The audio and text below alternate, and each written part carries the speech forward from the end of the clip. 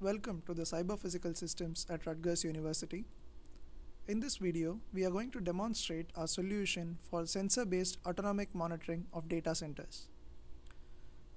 The recent popularity for cloud-based services has increased in the size and the server density inside data centers. This increase leads to two primary concerns for data center managers: increased heat generation inside a data center and increased chances of failures and attacks. Heat generation inside a data center causes thermal hotspots that may have a long-term impact on the performance of the server components. Failures inside a data center can range from crack or cooling unit failures to failures of server components. In this project, we propose thermal awareness as a key to smart data center management. The goal of our project is to design and develop an intelligent sensing infrastructure which can detect, localize, characterize expected thermal hotspots inside a data center. This thermal profile will enable us to detect unexpected hotspots and anomalies in future. The thermal profile also enables other applications like smart workload placement. If workload is placed on servers where heat is efficiently extracted, a lot can be saved in terms of energy costs. To talk about our approach, we follow a proactive approach to thermal awareness.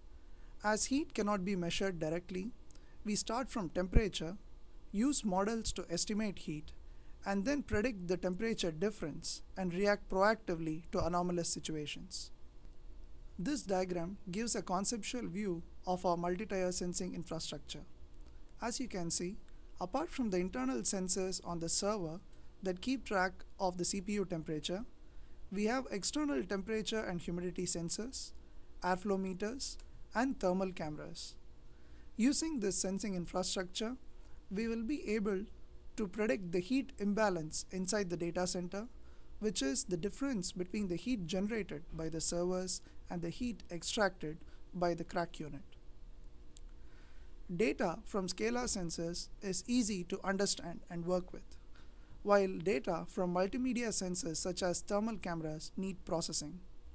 We use image processing techniques on the thermal images obtained to detect, localize, and characterize hotspots, which will enable us to find anomalies in future. Our multi-tier sensing infrastructure provides us with a lot of scalar and multimedia data.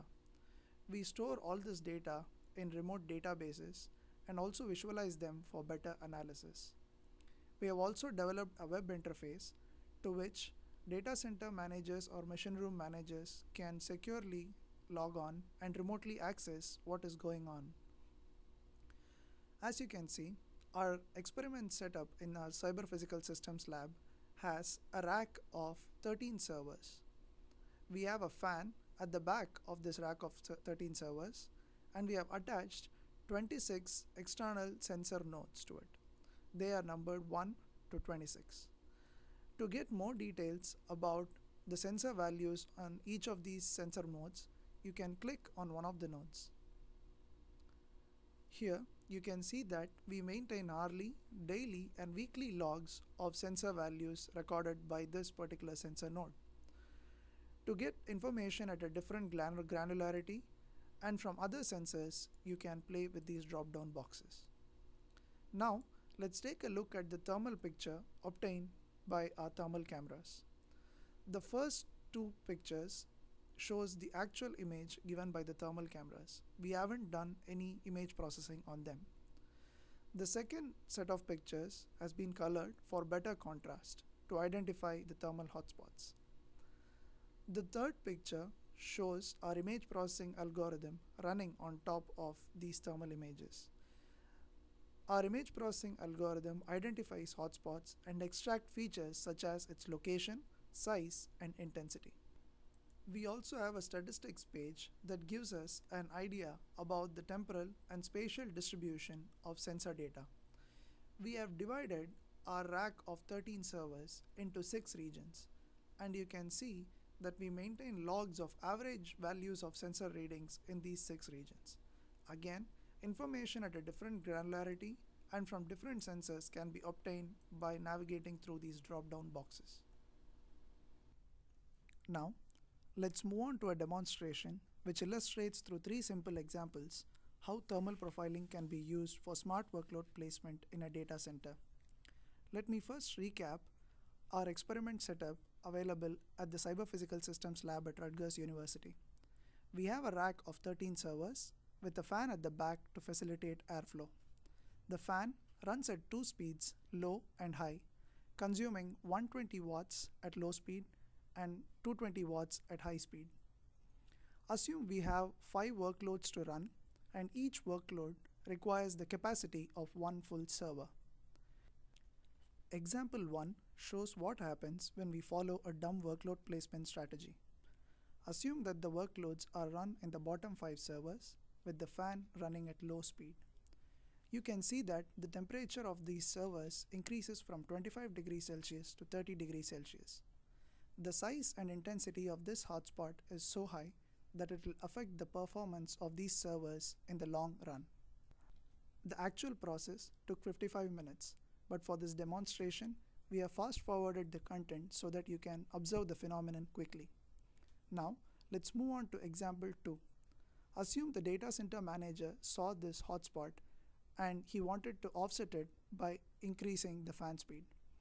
If the workload is continued to run in the bottom 5 servers with a high fan speed, you can see that the temperature increase is not as much as in the previous example, and it is not as steep as in the previous example.